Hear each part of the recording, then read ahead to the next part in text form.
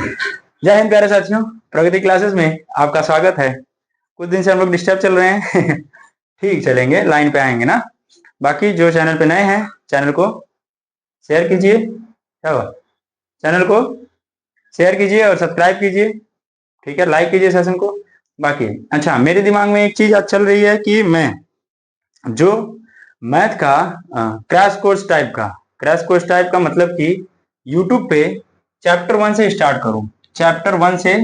करूं और per day 2 से 3 घंटे की क्लास, मतलब चैप्टर 1 के लिए 2 से 3 घंटे में पूरा का पूरा इसका सपूड़ा साफ करूं। ये नहीं कि मैं एक एक सवाल कराऊंगा, उसमें जिस टाइप के सवाल बन रहे हैं, कोई इंपॉर्टेंट ये 10-15 सवाल, 20 सवाल, जो भी इंपॉर्टेंट सवाल बनेंगे मैं उसको आप लोग को क्या कराऊंगा, उसका पहले 20 मिनट तक 25 मिनट तक बेसिक बताऊंगा कि क्या होता है।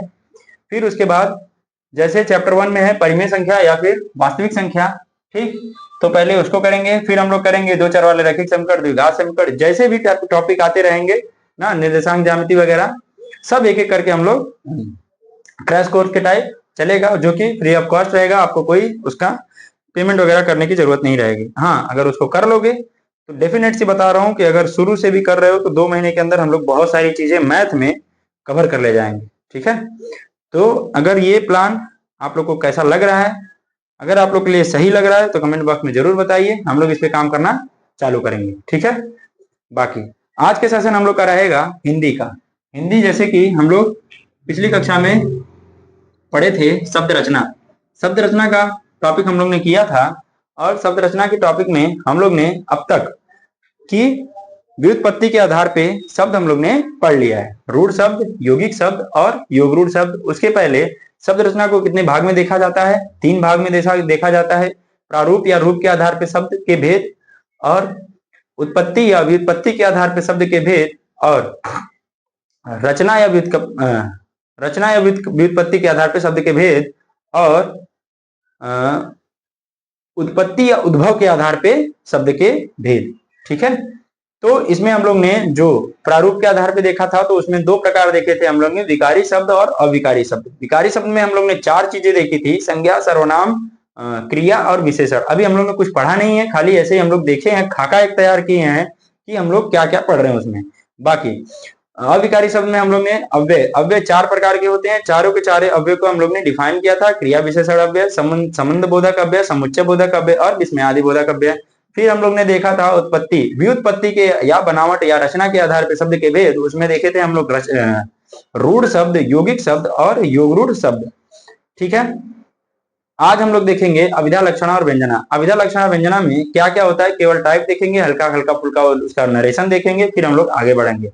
बाद में अभिधा, लक्षणा, व्यंजना से आपको कुछ ना कुछ क्वेश्चन बनते हैं, तो आप लोग उसको टैकल कर सकते हैं। फिर आता है हम लोग का कि उत्पत्ति या स्रोत के आधार पर शब्द के भेद। उत्पत्ति या स्रोत के आधार पर शब्द के भेद में हम लोग 4 टाइप देखेंगे, तद्भव देखेंगे, तत्सम देखेंगे, देशज देखेंगे और विदेशज देखेंगे।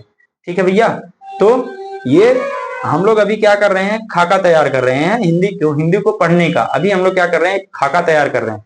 खाका जैसे ही तैयार हो जाएगा, फिर हम लोग आएंगे एक एक करके विकारी शब्द पढ़ेंगे। विकारी शब्द में 4 पढ़ेंगे। पहले संज्ञा पढ़ेंगे, व्यक्तिवाचक संज्ञा, जातिवाचक संज्ञा, भाववाचक संज्ञा, हाँ, उसी में द्रव्यवाचक संज्ञा और समूहवाचक संज्ञा, ये सब हम लोग पढ़ेंगे। फिर उसके बाद पढ़ेंगे हम लोग सर्वनाम। सर्वनाम कितने होते हैं? सर्वनाम 11 होते हैं। सर्वनाम के प्रकार कितने हैं? 6 प्रकार हैं।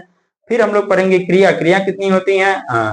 कर्म के आधार पर क्रिया 2 प्रकार की होती हैं, सकर्मक क्रिया, अकर्मक क्रिया। ठीक है, बाकी और भी क्रिया होती हैं, जैसे पूर्वकालिक क्रिया, नाम धातु क्रिया। तो ये सब क्रियाएं भी हम लोग पढ़ेंगे। फिर उसके बाद विशेषण आएगा। विशेषण में आएगा, विशेषण के प्रकार भी पढ़ेंगे हम लोग। ठीक है, गुणवाचक विशेषण, संख्यावाचक विशेषण, ठीक है, बाकी परिमाणवाचक विशेषण, परिणामवाचक विशेषण, ये सब हम लोग पढ़ेंगे। बाकी रूढ़ शब्द, यौगिक शब्द हम लोग पढ़ लिए हैं, और तद्भव तत्सम हम लोग इसी में देखते रहेंगे, हो जाएगा सब, और कुछ नहीं जाएगा। हाँ, अव्यय वाला पढ़ने वाला टॉपिक रहेगा। अव्यय वाला जैसे क्रिया विशेषण अव्यय क्या होता है, समुच्चय बोधक अव्यय क्या होता है, संबंध बोधक अव्यय क्या होता है, ये सब पढ़ने वाले टॉपिक रहेंगे। तो धीरे धीरे हम लोग ये फ्लो करते रहेंगे, और ये क्लास खत्म हो जाएगी, ज्यादा दिन नहीं। हाँ, आप लोग सपोर्ट कीजिए, क्योंकि रुक गया ना, कुछ ना कोई चीज रुक गया है, आप लोग शेयर नहीं कर रहे हैं। वीडियो को शेयर कीजिए, आप लोग शेयर करेंगे तभी हम लोग का काम चलेगा भैया, क्योंकि हम लोग भी डिपेंड है आप ही पे ना, हम भी आप ही पे डिपेंड है। शेयर कीजिए वीडियो को, सब्सक्राइब कीजिए चैनल को और लाइक कीजिए सेशन को, ताकि हम लोग का भी कुछ ना कुछ ग्रोथ हो। और जैसे हम लोग का ग्रोथ होगा वैसे हम लोग कुछ नया करने के लिए सोचते रहेंगे आपके बारे में। ठीक है, आपके बारे में अभी हम लोग सोच रहे हैं क्लास 10 के लिए फिलहाल सोच रहे हैं, क्लास 12 के लिए भी सोचेंगे, क्योंकि बोर्ड एग्जाम लग रहा है। बोर्ड एग्जाम में हम लोग खाली केवल और केवल फिजिक्स का ही देख सकते हैं, क्योंकि अभी हम लोग के पास एक टीम बिल्डअप नहीं हुई है। एक बायो वाले सर हैं, वो भी कह रहे हैं करने के लिए, अगर किसी दिन उनका मूड सही रहा तो रिकॉर्ड करवा देंगे। ठीक है भैया, तो बने रहिए आप लोग ना, आप लोग साथ में बने रहिए। साथ में रहने का मतलब ये है कि आप लोग सपोर्ट कीजिए थोड़ा, क्योंकि सपोर्ट जब तक आप लोग नहीं करेंगे, क्योंकि आप ही के भरोसे हम हैं अभी फिलहाल में ना, तो सपोर्ट कीजिए। ठीक है, चल रहा है, चलते रहेगा, राम नाम का नाम लेते रहिए, चलते रहेगा। ठीक है भैया, तो आज जैसे कि मैंने अभी कहा कि अभिधा लक्षण और व्यंजना कहेंगे। अच्छा, अभिधा लक्षण और व्यंजना को हम लोग किसके आधार देखते हैं? शब्द शक्ति के आधार पे शब्द के भेद। तो आप हेडिंग डालिए कि शब्द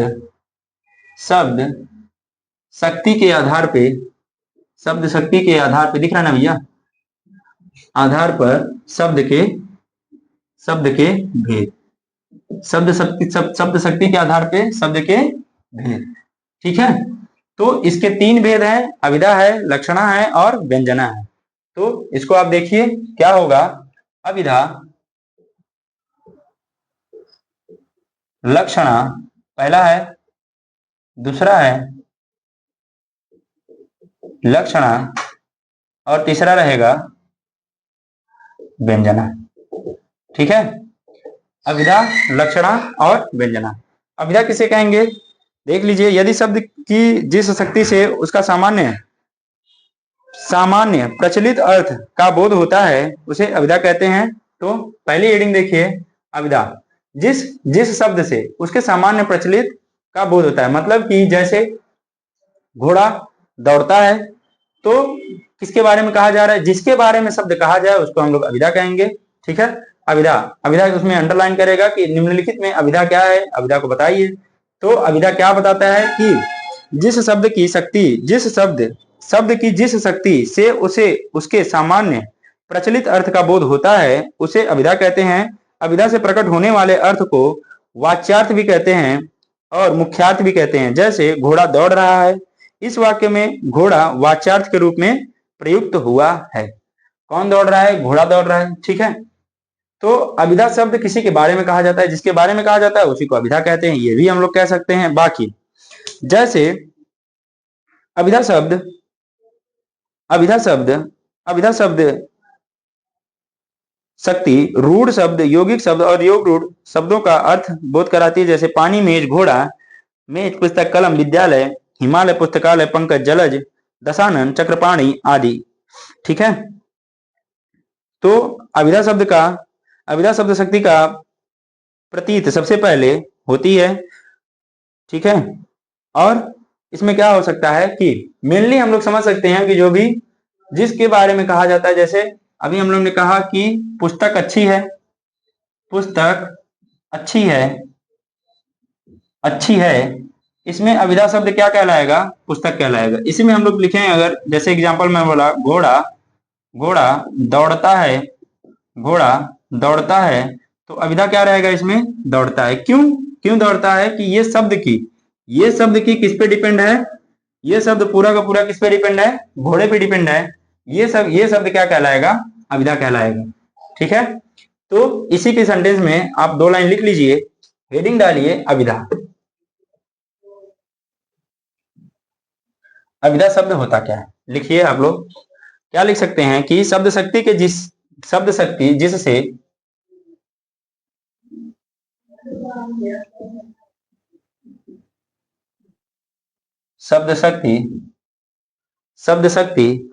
जिस शक्ति से उसके सामान्य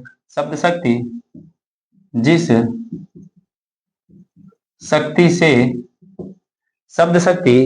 शक्ति से उसके सामान्य प्रचलित अर्थ का बोध होता है उसके सामान्य प्रचलित अर्थ का बोध होता है, अभिधा कहलाता है। अभिधा कहलाता है। क्या कहलाएगा भैया? अविधा कहलाएगा। और एक पॉइंट इसी में लिख लो कि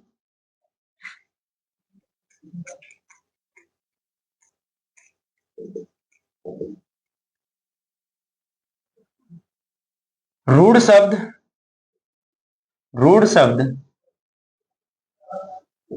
यौगिक शब्द और योग रूढ़ शब्द से बने शब्द इस शब्द शक्ति के अंतर्गत आते हैं। इस शब्द शक्ति के अंतर्गत आते हैं। ठीक है, इतना आप लोग लिखिए। जैसे क्या होगा? जैसे मेज, पुस्तक, कुर्सी, पानी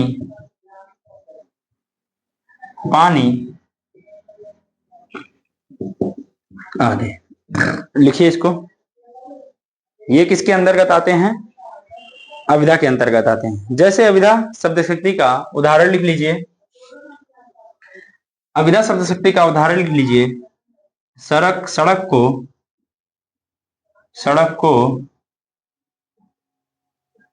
सुरक्षा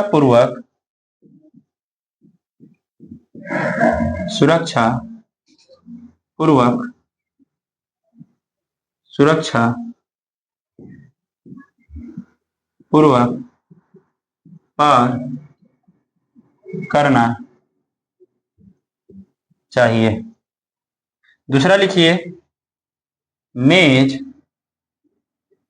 बहुत अच्छा है। तीसरा लिखिए, पानी स्वच्छ है। चौथा लिखिए, आप लोग बना के लिखिए। इसके 2 एग्जाम्पल आप लोग कमेंट बॉक्स में बताइए ना।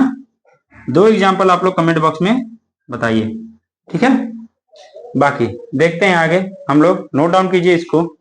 इसके बाद क्या आ जाएगा? लक्षणा आ जाएगा। इसके बाद क्या आ जाएगा? लक्षणा आ जाएगा।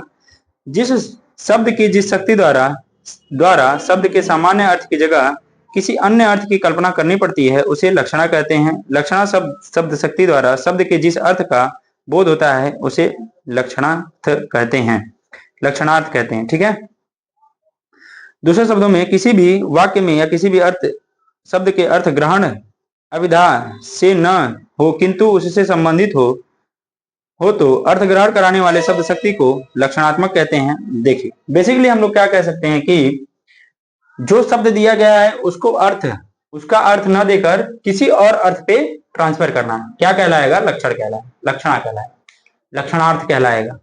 ठीक है, लक्षणा क्या होता है कि जैसे मैं उसी बात को कहना चाह रहा हूं, लेकिन मैं वह कह के नहीं कहूंगा, मैं कुछ और कह के कहूंगा। मैं उसके लक्षण दिखाऊंगा कि हाँ भैया, गांधी जी के सेम टू सेम लक्षण तुम्हारे अंदर हैं।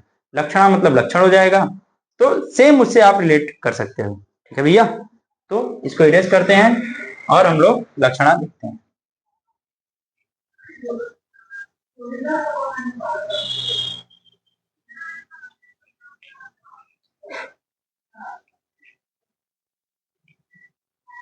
आगे देखते हैं।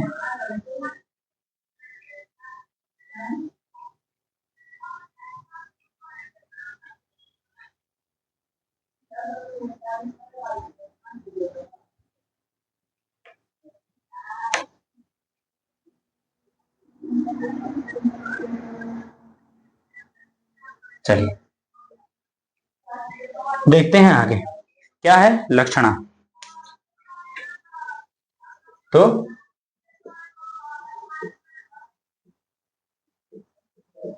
लक्षणा से क्या तात्पर्य है कि शब्द तो वही रहेगा, लेकिन अर्थ कोई और प्रकट करेगा, किसी और के बारे में बताएगा। तो इसमें क्या लिख सकते हैं हम लोग?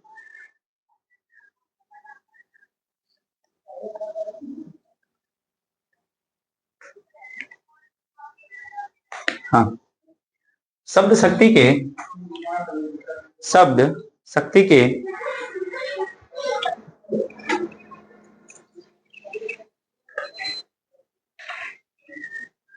शब्द शक्ति के जिस अर्थ द्वारा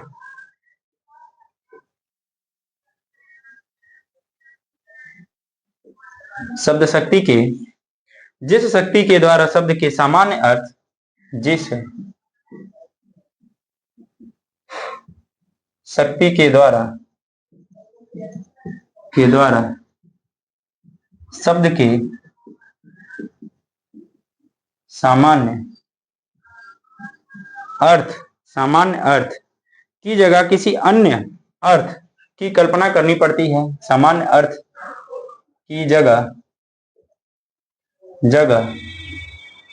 किसी अन्य अर्थ की कल्पना करनी पड़ती है लक्षणा कहलाता है, उसे लक्षणा कहते हैं।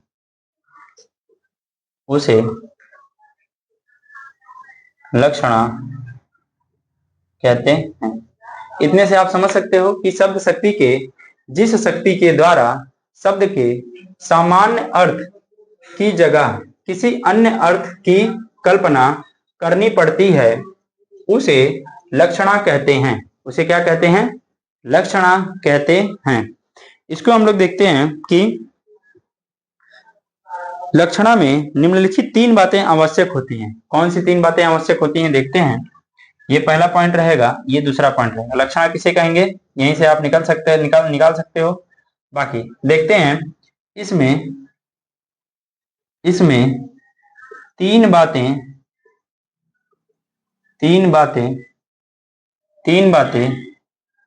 बातों का ध्यान देना पड़ता है। इसमें 3 बातों का ध्यान देना पड़ता है। पहला कौन सी बात है कि जहां मुख्यार्थ की बाधा हो, जहां मुख्यार्थ की बाधा हो।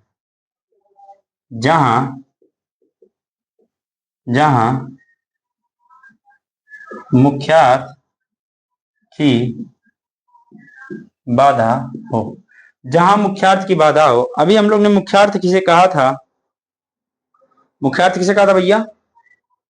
मुख्यार्थ किसे कहा था? मुख्यार्थ मतलब कि जो शब्द का मुख्य अर्थ ना दे।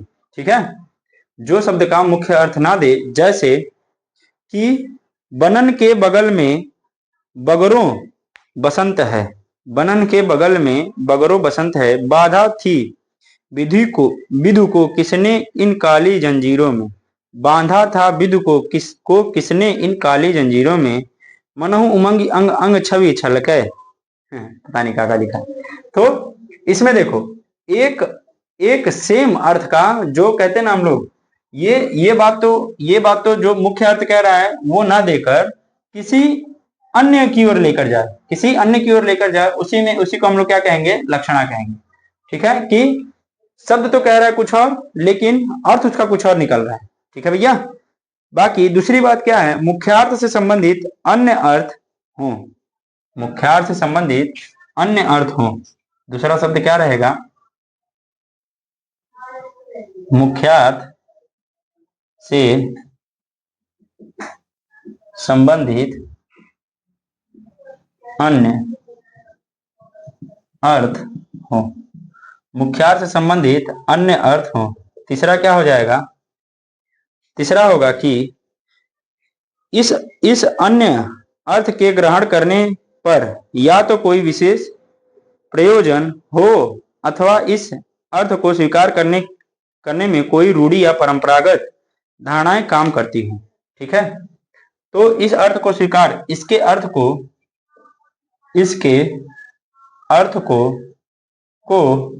स्वीकार करने के लिए इसके अर्थ को स्वीकार करने के लिए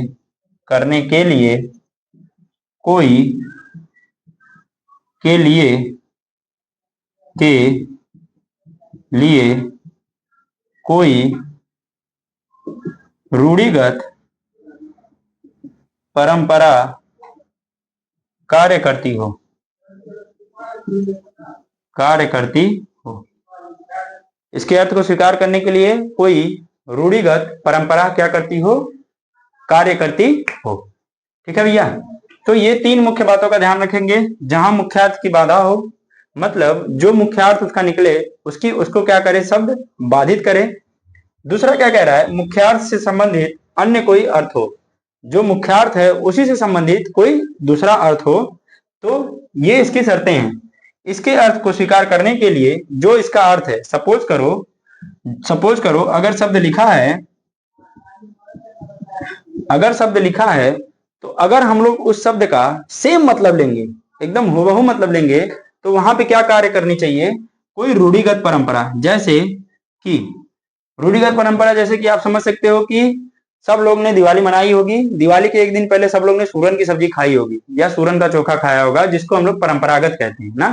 तो वो परंपरा चलते हुए आ रही है। तो इसी शब्द को अगर आप मान रहे हो और उसका अर्थ कोई और नहीं हो सकता, तो हम लोग उसको क्या करेंगे, उस पर कार्य कर सकते हैं, बाकी और कुछ नहीं रहेगा। ठीक है भैया, इतना नोट डाउन करो। फिर हम लोग इसके आगे आते हैं कि और भी मम्मट साहब ने कुछ कहा है कि मुख्यार्थ बोधे तद योग रूढ़ित प्रयोजनत, पता नहीं क्या क्या लिखा है, अन्योर्थ लक्षणे तत्यतास क्रिया। ठीक है, बाकी देखते हैं हम लोग। जबकि लक्षण शब्द शक्ति का उदाहरण है क्या है, देखो एक हम लोग उदाहरण पढ़ते हैं कि जब सिंह तलवार लेकर उतरा तो गीदड़ भाग गए। ठीक है भैया, जब सिंह तलवार लेकर, जब सिंह मतलब शेर, अगर मैं इसके सामान्य अर्थ पे लेकर जाऊं तो कोई शेर रहेगा और वो तलवार लेकर उतरेगा तो गीदड़ क्या हो जाएंगे, भाग जाएंगे। लेकिन इसका कहना ये नहीं है, इसका कहना ये है कि जब कोई शेर, कोई बहादुर तलवार लेकर मैदान में उतरता है तो जितने भभकी गीदड़ रहते हैं सबके सब क्या होते हैं, भाग जाते हैं। समझा?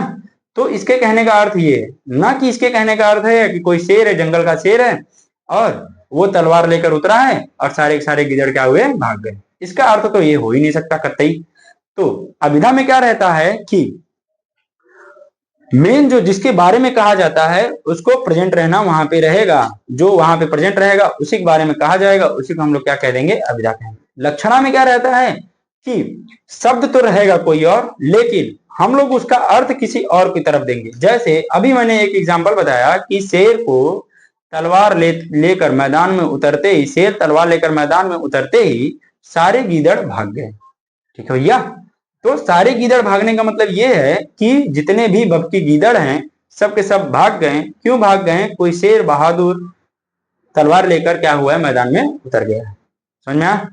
तो लक्षणा और अभिधा में ये अंतर है, आप लोग देखते चाहिए। अभी व्यंजना क्या होता है इसको भी देखेंगे हम लोग। और इसी में क्या कहा है कि जहां सिंह एक वीर पुरुष है, गिदड़ कायर पुरुष है। ठीक है, तो उसी का अर्थ हम लोग देख रहे हैं। इसका उदाहरण देखते हैं, अभिधा लक्षणा का उदाहरण देखते हैं कि लक्षणा क्या होता है। ये जो तीन बातें हैं इसको आपको ध्यान देना है कि जो शब्द अगर दिया रहेगा लक्षणा में, लक्षणा को कैसे पहचानेंगे, जो शब्द दिया रहेगा उसका अर्थ तो कतई नहीं मिलेगा, अगर मिलेगा भी तो वो रूढ़िगत परंपरा रहेगी। रूढ़िगत परंपरा मतलब कि उसका अर्थ कुछ हो भी नहीं सकता और वो ऐसे का ऐसे ही चले आ रहा है। ठीक है भैया, अब इसका क्या करिए, एग्जाम्पल लिखिए, उदाहरण लिखिए। पहला यही एग्जाम्पल लिख लीजिए, जब सिंह तलवार लेकर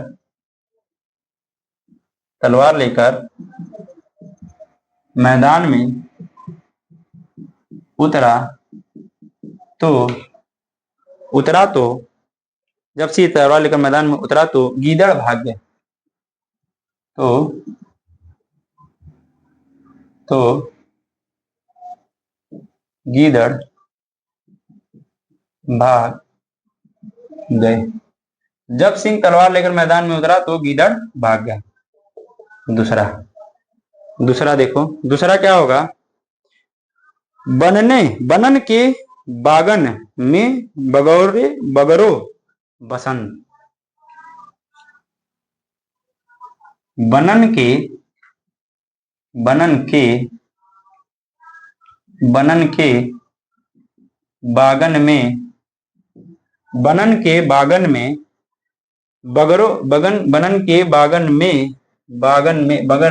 बागन में बगरो बसंत।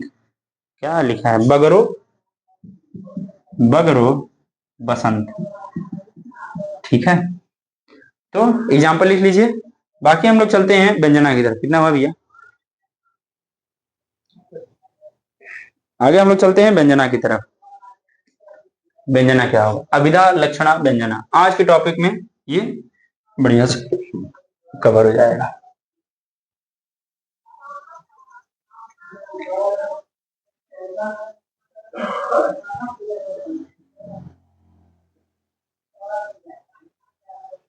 देखो, अगला हेडिंग रहेगा हम लोग का तीसरा,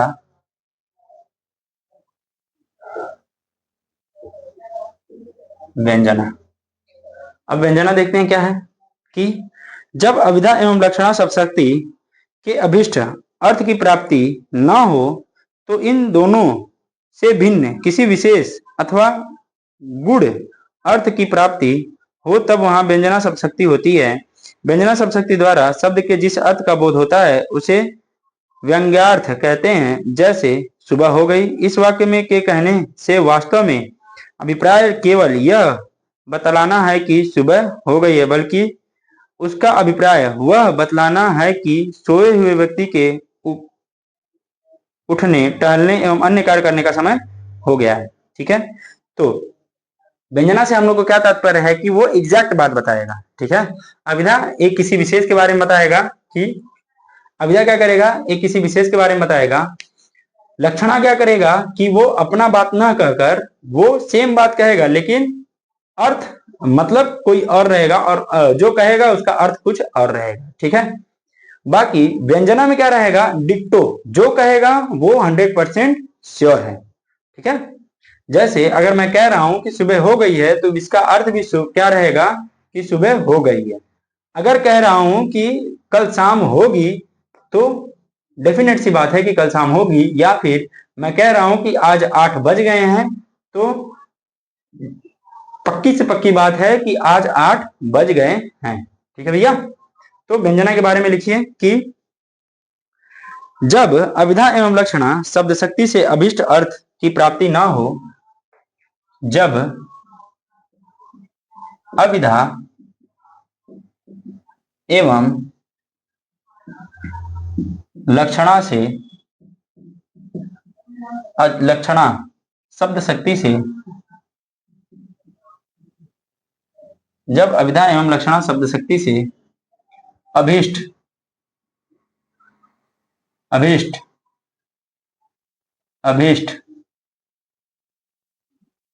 अर्थ की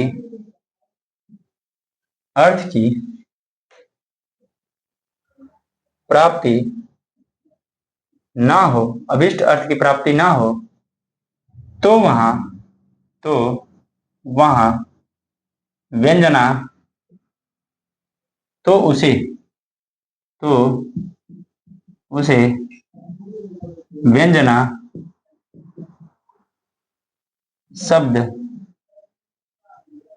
व्यंजना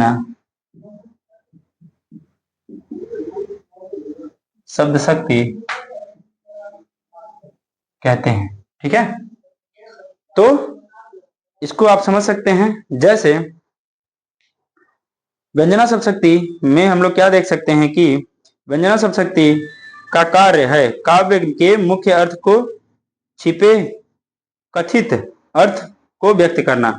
तो इसका कार्य हम लोग देख सकते हैं कि इसके 3 पॉइंट इसके भी देख लेंगे कि काव्य के पीछे छिपे